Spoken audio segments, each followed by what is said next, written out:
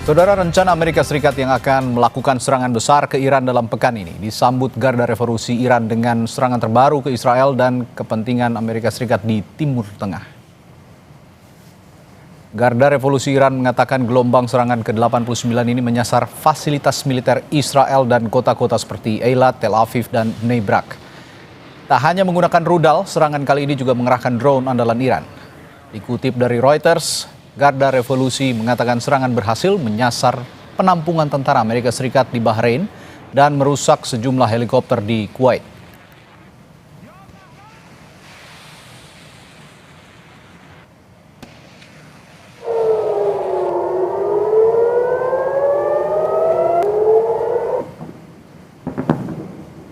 Sirine di kota Tel Aviv, Israel kembali berdering Kamis dini hari, memperingatkan warga akan ancaman serangan. Militer Israel menyatakan telah mengidentifikasi rudal yang diklaim diluncurkan dari Iran ke arah Israel pada Kamis dini hari. Belum ada laporan korban jiwa akibat serangan terbaru ini. Ribuan orang dilaporkan tewas di seluruh Timur Tengah sejak 28 Februari ketika Amerika Serikat dan Israel menyerang Iran dan Iran membalasnya.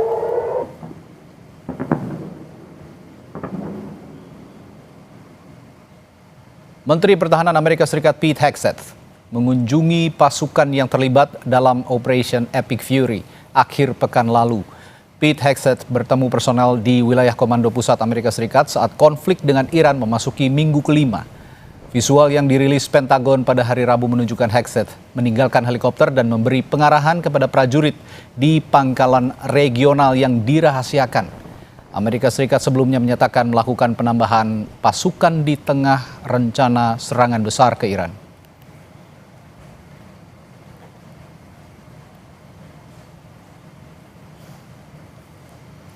Saudara, di tengah eskalasi konflik dengan Amerika Serikat, Menteri Luar Negeri Iran, Abbas Araghchi, mengakui menerima pesan langsung dari utusan Amerika Serikat untuk Timur Tengah Steve Witkoff. Menlu Iran Abbas Araghchi menyampaikan ini dalam sebuah wawancara dengan sebuah stasiun televisi. Namun ia menegaskan pesan-pesan itu bukanlah bagian dari negosiasi. Di sisi lain, Presiden Amerika Serikat Donald Trump telah berulang kali mengklaim bahwa Iran dan Amerika Serikat sedang melakukan pembicaraan mengenai perang. تبادل از طریق واسطه‌ها جریان داره و آقای ویتکاف هم مثل سابق که بعضا پیام‌هایی رو برای من میفرستاد پیام‌هایی رو مستقیم ارسال میکنه. همونطور که عرض کردم این به هیچ وجه به معنی مذاکره نیست بلکه به عنوان تبادل پیام‌هایی هست که در شرایط صلح و جنگ ممکنه که پیش بیاد که Di tengah rencana invasi pasukan Amerika Serikat ke Timur Tengah, Presiden Amerika Serikat Donald Trump mengisyaratkan perang dengan Iran akan berhenti dalam 2 hingga 3 pekan mendatang. Trump menyampaikan perang dengan Teheran bakal berhenti secepatnya tanpa harus ada kesepakatan.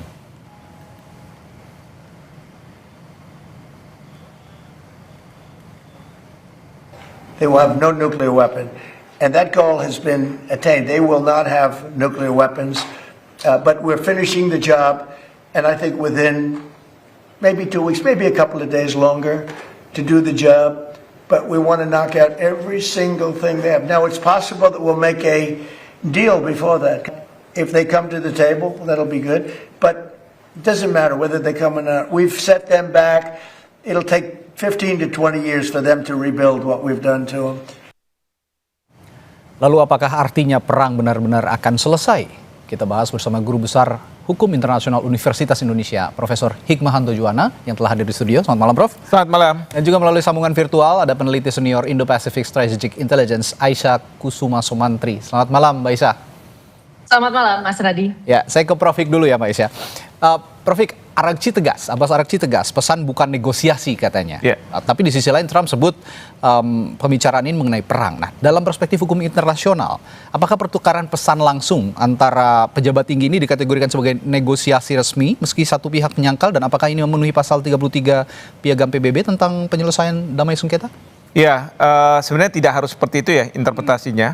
Karena yang saya lihat selain Menlu Iran mengatakan bahwa ini bukan negosiasi, juga ada surat terbuka dari Presiden Iran yang mengatakan bahwa kita tidak dalam situasi atau posisi bernegosiasi dengan Amerika Serikat. Bahkan sebagaimana tadi diberitakan, Iran justru melancarkan serangan-serangan ke Israel dan kepentingan-kepentingan Amerika Serikat di negara Teluk. Jadi Iran mau menyampaikan melalui dua tindakan. Pertama, pernyataan-pernyataan di media. Yang kedua adalah melakukan serangan-serangan bahwa mereka tidak dalam posisi bernegosiasi dan tidak ingin menyatakan bahwa mereka akan sampai pada suatu kesepakatan dengan Amerika Serikat. Karena mereka prinsipnya adalah kalau kami terus diserang, kami akan membela diri dan kemudian kita melakukan resistensi untuk sampai kapanpun. Kira-kira seperti itu. Oke. Kalau gitu saya ke sisi intelligence. Mbak Aisyah, dari analisis intelijen strategi khususnya, mengapa Iran memilih mengakui pesan-pesan ini secara terbuka tapi langsung menegaskan ini bukan negosiasi kira-kira, Mbak Aisyah? Iya, karena kan dari awal kalau kita lihat, kita harus perhatikan juga pola yang dilakukan oleh Amerika Serikat. Amerika Serikat ini sejak beberapa minggu yang lalu berusaha untuk mengultimatum. Dan mulai 48 jam, 5 hari, 10 hari, 3 minggu, lalu kemudian sekarang ada permintaan untuk kemudian bisa melakukan peace talk sebenarnya dan ceasefire dengan Iran. Nah, yang kita lihat di sini adalah sebenarnya ada keinginan Iran untuk stalling the war. Jadi ini adalah war of endurance, di mana kemudian pihak yang bertahan lebih lama itu yang akan memenangkan peperangan. Jelas sekali kalau misalnya di sini Amerika Serikat berusaha untuk melakukan ceasefire karena memang ada posisi tidak menguntungkan yang didatangkan dari oposisi pihak Senat ya dan kemudian Kongres di dalam negeri Amerika Serikat dengan suara-suara yang protes dari dalam negeri, khususnya adalah dari masyarakat yang sampai sekarang kebutuhan hidupnya ini semakin sulit ya karena BBM naik, lalu kemudian rantai pasoknya juga terganggu.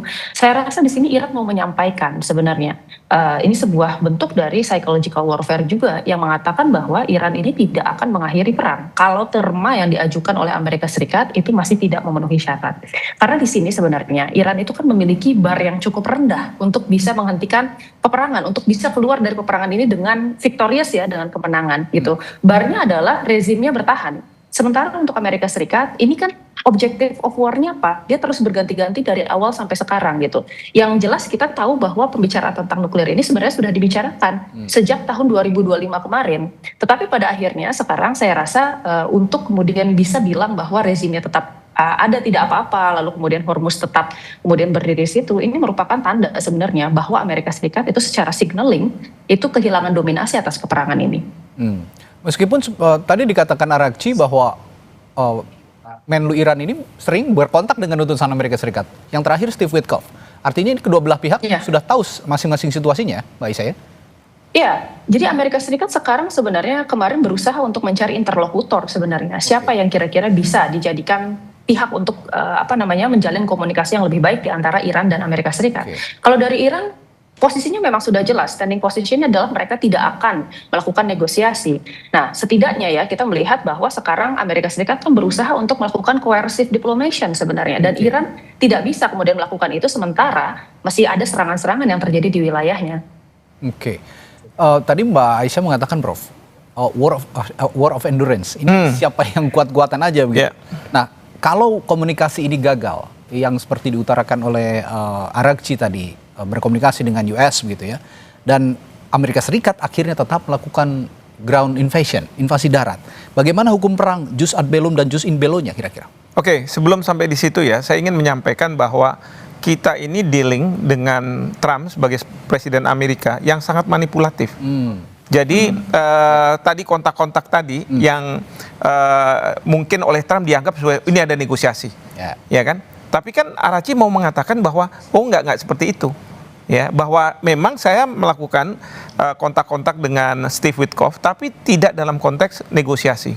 Karena kita tahu pada waktu difasilitasi oleh Menlu Oman, itu pertemuannya juga kan nggak tatap muka, jadi saling ketemu terus ini dan sebagainya. Nah, sekarang mungkin Trump itu kan sangat manipulatif dan kita tahu lah karakter pelaku bisnis gitu ya, yang Trump itu berasal gitu ya, yang kadang-kadang dia bermain kartu gitu kan.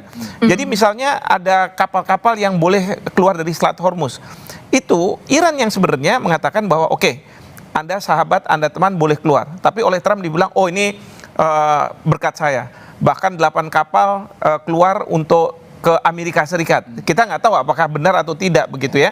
Nah, jadi ini yang juga harus kita pahami. Yang kedua yang kita harus juga pahami adalah di Amerika Serikat sendiri ini kan sedang mendapat tekanan. Tadi Mbak Alisa juga menyampaikan bahwa rakyatnya kemarin 8 juta turun ke jalan, kemudian dari Kongres, dari para politisi, bahkan Joe Kent, mantan direktur dari kontraterorisme, itu waktu dia resign, dia menulis surat bahwa Iran bukan imminent threat, bahwa perang ini sebenarnya adalah perang Israel ya yang mendorong-dorong Presiden Trump. Nah, oleh karena itu di sini Trump itu perlu untuk mendapatkan kepercayaan dari masyarakat di Amerika Serikat bahwa I'm doing my job gitu ya. Saya akan melakukan pekerjaan saya dan akan menyelesaikan dengan victorious gitu ya. Nah, caranya gimana? Dengan mengatakan bahwa sebentar lagi kita akan selesai, 2-3 minggu, selesai tidak selesai kita akan keluar, kayak baca doa, kira-kira seperti itu kan. Nah, ini yang menurut saya ini manipulatif. Nah, kalaupun nanti ada serangan darat, ini yang harus diperhatikan tentu adalah apakah serangan ini akan ke mainland Irannya atau ke pulau-pulau tertentu, misalnya Pulau Kark gitu ya, yang ada fasilitas listrik dan lain sebagainya. Karena kalau misalnya diserang langsung, itu kan bisa dianggap melanggar hukum humanitar internasional. Karena ini berkaitan dengan masalah fasilitas publik. Ya, menurut hukum humanitar internasional, terutama ius in bello-nya, itu nggak boleh nih. Nah, terus kemudian juga kalau kita bicara di Abu Musa, mungkin dari situ pasukan Amerika akan masuk, terus kemudian mencoba mengambil alih kendali dari Selat Hormuz, karena menurut Amerika mungkin dari pulau-pulau inilah yang kemudian banyak rudal yang akan menyasar ke kapal-kapal yang akan melewati. Nah, yang jadi masalah adalah sekarang Trump bilang lagi, tadi kan Mbak Lisa bilang bahwa dari waktu ke waktu tujuan dari perang ini oleh Trump itu berganti-ganti. Sekarang kembali lagi ke senjata nuklir.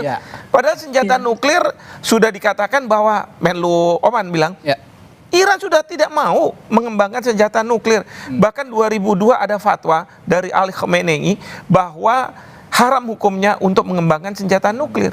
Nah, sekarang kok tiba-tiba kembali lagi gitu kan? Cerita Selat Hormuz gimana? Apa Selat Hormuz misi untuk membuka itu tidak dilakukan lagi karena tidak mendapat dukungan dari sekutunya negara NATO ataupun Amerika, Jepang dan Korea Selatan?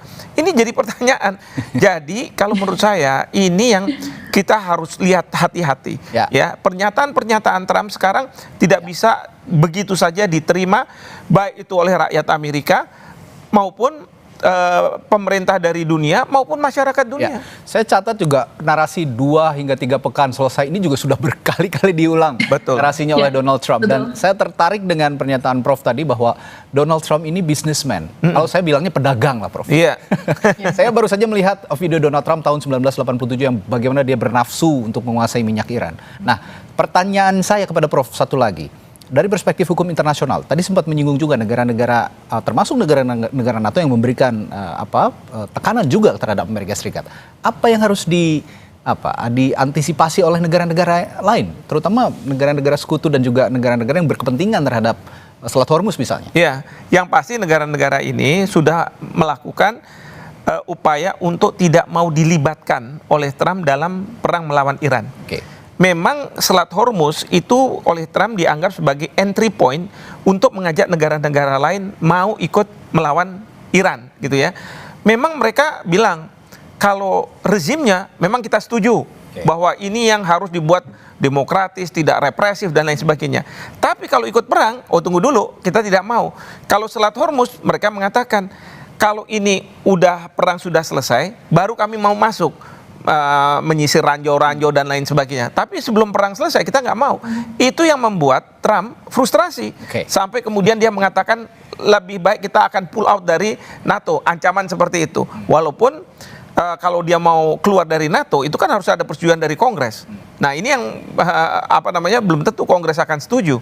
Nah jadi sekali lagi ya Trump ini sangat mau mengajak banyak negara untuk terlibat.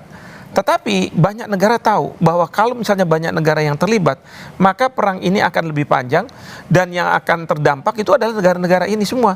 Sekarang terkait dengan Selat Hormuz itu seperti negara Spanyol, kemudian Italia, Prancis, itu sekarang mau negosiasi dengan Iran untuk diperbolehkan keluar dari Hormuz.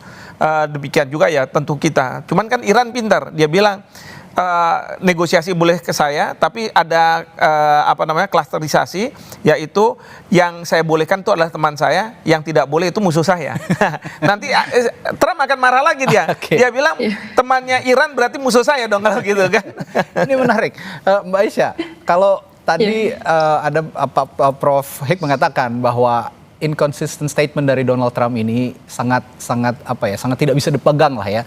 Tapi based on inconsistent statement dari Donald Trump ini, bagaimana kemampuan militer dan intelligence Iran untuk juga mendeteksi lebih dini taktik-taktik statement acak yang dilakukan oleh Donald Trump ini, yang alih-alih sepertinya menyerang titik-titik yang menjadi kepentingan Donald Trump. Saya akan tanyakan hal itu nanti, tapi saya jeda dulu ya Mbak Aisyah. Setelah jeda kami akan kembali sesaat lagi.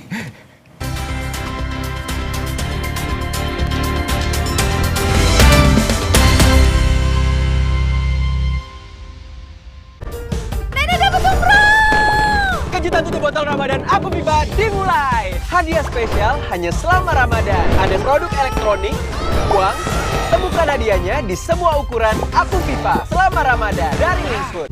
Nikmati mie goreng ala chef di rumah. Mie sedap goreng ala Chef Devina. Minyak kenyal dan pipih bikin beda. Ada sambal merahnya. Aku tambahin sayuran dan kremesan kriuk. Taste like chef, sesimpel itu. Mie sedap goreng ala Chef Devina dari Wingsfood. Dunia terus berputar. Begitu banyak hal yang berakhir, namun banyak juga yang kembali dalam bentuk baru, memberi harapan baru. Seperti botol plastikmu yang dapat menjadi barang baru lagi melalui gerakan ekonomi sirkular nasional Le Mineral. Kini, plastik tidak lagi menjadi sampah, namun terus berputar dengan dipilah dan didaur ulang menjadi baru. Semua bisa mengambil peran penting dalam perputaran itu dari hulu ke hilir. Mulai dari kamu yang memilah sampah dari rumah, pemulung yang mengumpulkannya, hingga pekerja pabrik yang mendaur ulang. Bersama gerakan ekonomi sirkular nasional Le Mineral, mari jadikan botol plastikmu jadi baru lagi.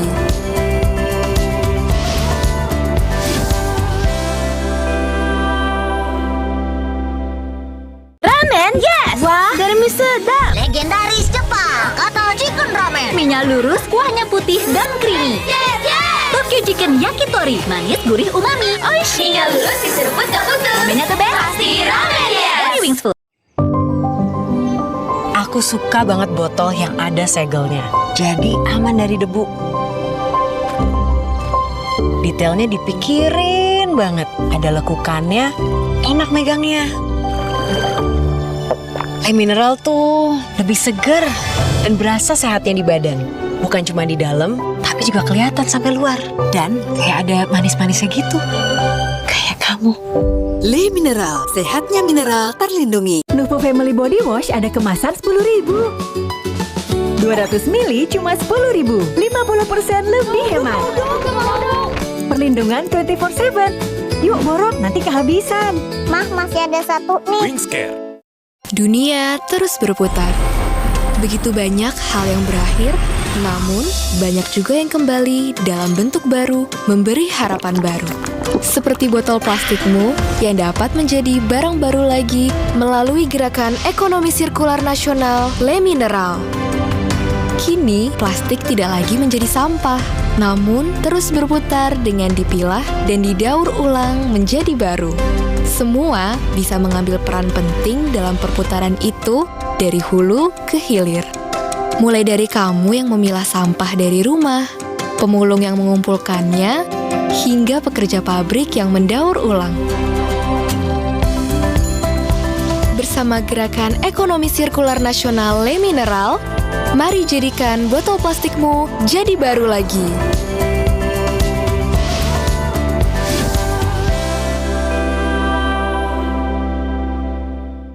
Pisang. Udah gak sabar makan Oreo ya? Gini caranya makan Oreo. Diputar, dijilat, dicelupin.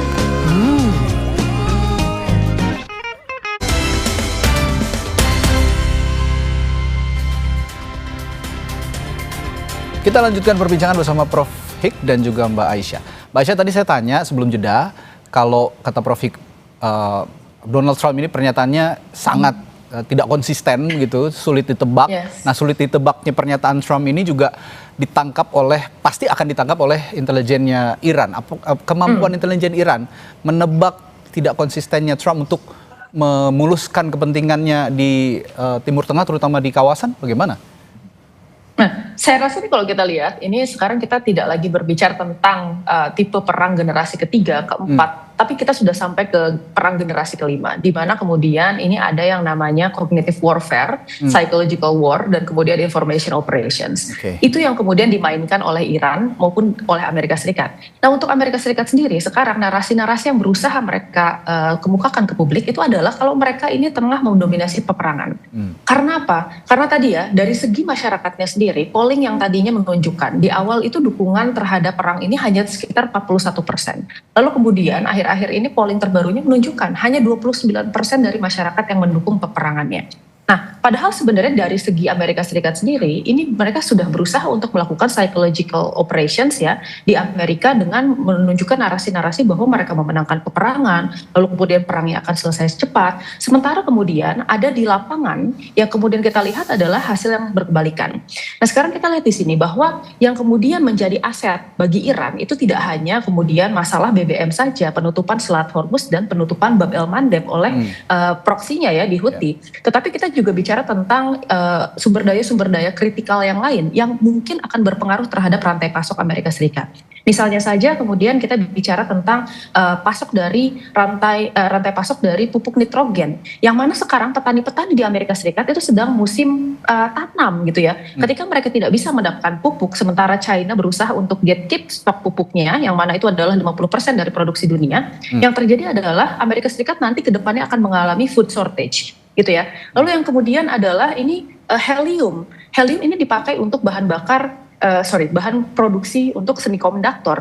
Nah, semikonduktor ini kan merupakan salah satu hal yang kemudian menjadi baseline dari berkembangnya AI bubble yang ada di Amerika Serikat. Ketika ini tidak bisa diproduksi dan kemudian produksi terganggu gitu ya, yang terjadi adalah AI bubble-nya akan pecah gitu ya, sehingga kemudian perekonomian Amerika Serikat akan carut marut gitu. Saya rasa ini yang kemudian perlu dilihat bahwa Amerika Serikat mungkin bisa memenangkan peperangan.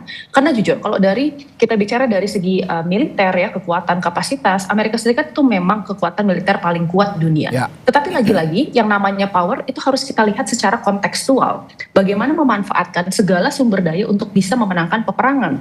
Karena pada akhirnya kalau kita bicara tentang perang, kita bukan berbicara tentang siapa yang berhasil menghancurkan pasukan lawan, tapi kita bicara tentang siapa yang berhasil mencapai tujuan politik. Yang mana tujuan politik Amerika Serikat sampai sekarang tidak jelas apa yang ingin dicapai. Sementara kalau Iran dia sudah jelas gitu ya. Dia ingin bertahan rezimnya gitu. Jadi ini yang sebenarnya dimanfaatkan oleh Iran gitu untuk kemudian menyebarkan tadi ya narasi-narasi dan menetapkan kemudian sebenarnya ini adalah tipe white propagandanya Iran yang menyatakan bahwa kita tidak akan, ini kan informasi dari dia ya gitu ya, yang kita menyatakan bahwa ya kita tidak akan mundur karena sebenarnya menurut data ya sekarang mereka tuh sedang di atas angin gitu ya, sedang berada di dalam posisi yang menguntungkan di dalam perang ini. Jadi kalau kata Iran, jangan bicara dulu ground invasion. Makanya mereka menyinggung masalah Vietnam dan juga Afghanistan belakangan ini ya. Ini yang sangat menarik. Nah, tapi saya tertarik juga. Amerika Serikat ini kan seperti dikejar deadline gitu ya. Berkali-kali narasinya diulang, 2-3 minggu akan berakhir gitu. Saya bertanya ke Prof. Titik krusial Iran mana saja yang akan disasar kalau memang seperti sudah dikejar deadline? Apakah ini ada sign juga bahwa Amerika Serikat sudah lelah sebenarnya? Sebenarnya ya sudah lelah dalam pengertian bahwa Amerika Serikat boleh mengatakan kami punya banyak prajurit, kami punya banyak alutsista. Tapi seperti Mbak Alisa katakan, di Timur Tengah itu kan mereka bergantung pada pangkalan-pangkalan militer mereka. Ya. Mereka bergantung pada kapal induk mereka yang ada di sana. Sekarang satu sudah dipulangkan dulu di Siprus ya, diperbaiki dan lain sebagainya. Artinya mereka juga sudah menipis nih dari segi rudal, amunisi dan lain sebagainya, pesawat tempur. Memang yang jadi masalah itu kita nggak pernah diberitahu ya berapa besar serangan dari Iran itu berdampak ke alutsista dari Amerika Serikat. Nah, dalam konteks seperti itu, mereka tuh sebenarnya sudah lelah dan mereka itu sudah banyak mengeluarkan biaya, kemudian juga tidak ada dukungan dari rakyatnya secara besar begitu ya, sehingga apa? Ini harus diakhiri. Cuman kan masalahnya exit strateginya ini seperti apa, ya kan? Trump mungkin berpikir bahwa seandainya ada mediator, kemudian misalnya Pakistan gitu ya, terus kemudian ada kesepakatan, ini sebagai salah satu exit strategy. Tapi Iran selalu menolak. Nah sekarang pertanyaannya bagaimana? Satu-satunya jalan, dia selalu mengklaim bahwa kita menang terus, semua hilang dan lain sebagainya, dan dalam waktu 2-3 minggu lagi itu akan selesai. Kita akan wind down semuanya dan selesai. Tapi ingat, dari pihak Israel, dia tidak ingin Amerika Serikat menyelesaikan ini sebelum adanya regime change. Dari sistem mullah ke monarki. Jadi kalau Amerika Serikat udah mulai melemah gini, Israel akan terus menyerang Iran. Nah ini meskipun Israel saat ini disibukkan dengan Houthi dan Hezbollah. Iya, Houthi, Hezbollah, ya kan, dia mau meluaskan wilayah di Lebanon Selatan, ya, dengan memanfaatkan adanya serangan Hezbollah ke Israel, dia manfaatkan untuk menganeksasi Lebanon Selatan. Memang, dan kita juga nggak tahu juga nih Israel ini sampai kapan juga dia akan kehilangan kekuatannya ya, kelemahannya itu. Pasti akan ada titik akhir juga dari Israel meskipun mereka kekeh begitu ya, rezim harus turun. Tapi kalau dari perspektif intelijen dan militer, Mbak Aisyah, mungkin nggak sih rezim Khamenei ini ketika Israel kekeh, Amerika boleh mundur nanti gitu ya, tapi Israel kekeh untuk menundukkan rezim. Apakah rezim Khamenei ini mungkin ditundukkan? Ya, saya kira di sini kita lihat juga rezim Khamenei ini berlakukan sebuah doktrin namanya soft war. Jadi soft war ini tadi ya berlakukan seluruh lini dan yang mungkin akan mempengaruhi kemenangan peperangan mereka gitu. Nah sekarang kita lihat di sini bahwa Amerika Serikat jelas sudah terdesak ya, dia sudah mundur. Lalu secara perang narasi juga ya, ini dia juga kalah gitu di sosial media. Karena tadi selain kemudian white propaganda yang kemudian disebutkan oleh masyarakatnya, ada juga nih grey propaganda dan black propaganda yang bermain juga gitu ya. Jadi Amerika Serikat sebenarnya di mata global itu sudah sudah selesai lah istilahnya dalam perang ya. Tetapi masalahnya ini mereka mencari exit strategi yang tidak memalukan untuk Amerika Serikat sebenarnya. Nah di sisi lain sebenarnya ini kita lihat bahwa Israel ini masih akan terus mengekskalasi peperangan. Karena di satu sisi benar kata Pak Prof, kalau misalnya mereka tuh belum mencapai tujuan strategisnya itu mengganti rezim Iran. Selain itu sebenarnya kan ada tujuan juga untuk menciptakan the greater Israel atau Israel Raya ya. Jadi ada strategi ekspansionis. Yang mereka khawatirkan di sini adalah ketika Amerika Serikat ini kemudian menarik diri, Israel ini akan terjebak dengan three front war sekarang. Jadi front pertama itu dengan Iran, lalu kedua dengan Hezbollah, lalu yang ketiga adalah dengan Houthi. Yemen di selatan, yang mana ini akan terlalu sulit bagi Israel untuk menanganinya sendiri gitu. Karena itu dalam beberapa hari terakhir kita lihat pernyataan-pernyataan dari PM Netanyahu mengatakan bahwa negara-negara Eropa ini harus turut bergabung gitu ya. Dan dia juga berusaha untuk kemudian mencari cara agar kemudian perangnya ini bisa semakin kompleks. Karena kalau kita lihat sekarang juga ada beberapa hal yang kemudian mengindikasikan bahwa dari Israel ini belum mau menghentikan peperangannya, termasuk misalnya dari pidato politik, pernyataan resmi, dan masih banyak lagi. Nah itu dari perspektif Israel terhadap kondisi yang ada di Iran, termasuk menjatuhkan intensi untuk menjatuhkan rezim Khamenei. Tapi yang menarik Prof, di dalam negeri di Amerika Serikat sendiri, saya kok membaca ada kekhawatiran juga dari Donald Trump jika tidak mengklaim kemenangan dalam perang ini, dia bisa di-impeach dalam. Bisa. Dia bisa di-impeach, terutama sekali ketika nanti ada midterm election bulan November, dan kemudian kalau misalnya Kongres nanti dikuasai oleh Partai Demokrat. Dia udah wanti-wanti sama calon Partai Republik ya, anggota Kongres dari Partai Republik, bahwa kamu harus menang. Kalau kamu tidak menang, saya akan menghadapi impeachment. Nah, itu yang dia lakukan. Maka sekarang ini bagi Trump, exit strateginya ini dia dalam posisi yang dilematis. Dia mau mengatakan kita sudah menang, terus kemudian 2-3 minggu selesai. Bagaimana dengan nasib Israel? Padahal lobby-lobby Yahudi itu, mereka yang berketurunan Yahudi, warga negara Amerika Serikat, banyak mengeluarkan uang. Intinya adalah tolong protect Israel. Jadi kalau dia keluar katakanlah 2-3 minggu, lalu Israel gimana nih? Ya kan? Diserang Iran dia selesai nih. Ya. Tapi kalau dia stay, dia akan punya masalah dengan di dalam negeri, lalu juga kehabisan dana untuk anggaran dan lain sebagainya. Belum lagi kalau misalnya dia sampai menurunkan pasukan darat yang akan pasti menyebabkan banyak korban jiwa dari pihak Amerika Serikat. Karena Iran sudah bilang, kami akan siap menyambut pasukan Amerika Serikat kalau mereka akan hadir di Iran. Kira-kira kalau untuk ground invasion ya. Betul sekali. Nah, ini alih-alih, menariknya begini, alih-alih rezim Khamenei yang runtuh, jangan-jangan malah rezim Trump yang runtuh nanti. Dan itu mungkin saja, saya tidak tahu ya, mungkin Mbak Aisyah lebih paham, mungkin itu taktiknya Iran juga untuk pelan-pelan menjatuhkan rezim Trump di dalam negeri begitu ya. Baik, terima kasih Guru Besar Hukum Internasional Universitas Indonesia, Profesor Hikmahanto Juwana telah hadir di studio, dan juga peneliti senior Indo-Pacific Strategic Intelligence Aisyah Kusuma Sumantri yang juga hadir di sambungan virtual. Terima kasih perspektifnya Mbak Aisyah. Selamat malam, sampai jumpa lagi. Terima kasih Mas Radi, terima kasih Prof. Saudara, pasangan artis Dude Harlino dan Alisa Subandono diperiksa sebagai saksi kasus dugaan korupsi PT Dana Syariah Indonesia. Berita selanjutnya yang akan kami hadirkan di Sapa Indonesia Malam setelah jeda. Sesaat lagi.